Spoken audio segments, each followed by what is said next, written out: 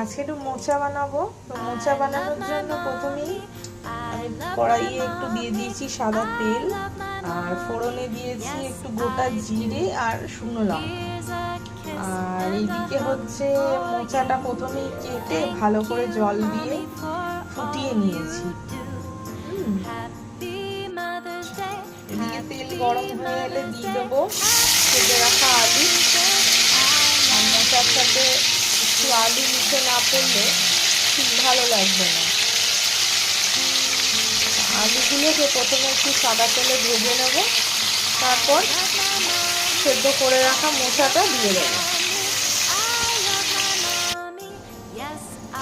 মোচাটা সেদ্ধ হয়ে গেছে, ভালো করে এরকম মোচাটাকে একটুখানি হাত দিয়ে